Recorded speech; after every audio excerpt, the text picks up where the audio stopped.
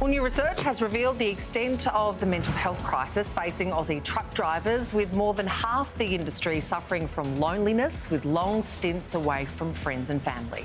A first-of-its-kind campaign aims to combat this with geo-targeted radio messages, billboards and podcast content targeting isolated freight routes.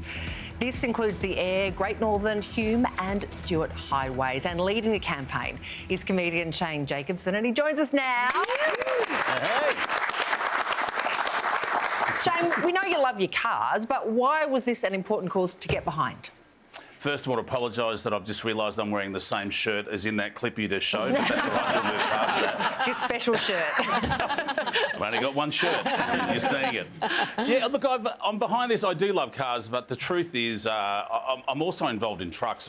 One of the companies I have is a film truck company, so it does film trucks. Does catering and green rooms in the trucking sector. So I've got truck drivers that work for me and myself have driven trucks. And when I found out, well, the first thing is, I think everyone knows, Australia has these incredibly long roads, and we have some of the longest, loneliest roads on the planet. In fact, we do own the longest and loneliest roads on the planet. So, as you just said, sort of it's a bit over 41% of our driving men and women that do these long-haul trips, by the very nature of what they do, they're in a truck on their own. There's definitely not going to be anyone in the seat beside them for a long period of time, because that's not the job they do. They're a truck driver, and they don't have someone beside them. So they're out there and they're on their own. So when we found this out, I got approached about getting involved. My hand went up pretty quick. So yeah, Healthy Heads is what we are, and what we're doing is we've got this podcast called How You're Travelling, and when people are out driving on the road and they're on their own, they can listen to the podcast and get some good tips to help their mental health. Why do you think the truckie mental health crisis has flown under the radar over the years? Yeah, mate, as you probably know and everyone can guess, it's in the past, it's been a male-dominated industry. There's been a lot of men, and talking's not something they were used to doing. But also, we also do with people with work in big warehouses as well, and even those people are in loud environments where they've got headphones on, or they're listening, they might be listening to podcasts or something, or music or whatever, but they can't communicate with each other. And some of them work in refrigerated environments where they go in there in the morning, and then when they come out, the sun has already gone down, and they don't see sunlight all day. So them and truck drivers find themselves in these very kind of solo worlds. So I think it's kind of got there the way it has got there with mental health in general. I think that men weren't talking, but in particular we've just found out these long trips on the road where they've got no one to talk to. Sure, they do a bit of two-way chat on CB radios, but it's not a conversation. It's not a proper connection. So the biggest thing we've found, and it's for mental health anywhere, it won't feel like new news, but we want to keep repeating it, is connection. Connection is the number one thing that can help people have a healthy mind, if you will.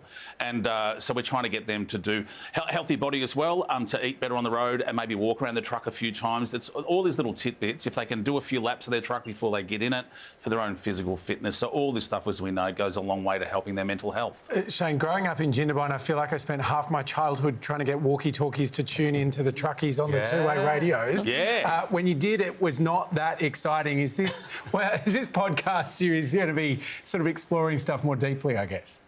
Yeah, and it gives them... Well, firstly, I want to ask, mate, what was your handle if you're on a CB radio? I don't know if we were that advanced, to be honest. We were just really? No, it was like hammer time, hammer time, hammer time. Come on. It was so exciting when you actually tuned in and you heard something come through. Yeah. Yeah, what's your 20 when someone spoke back?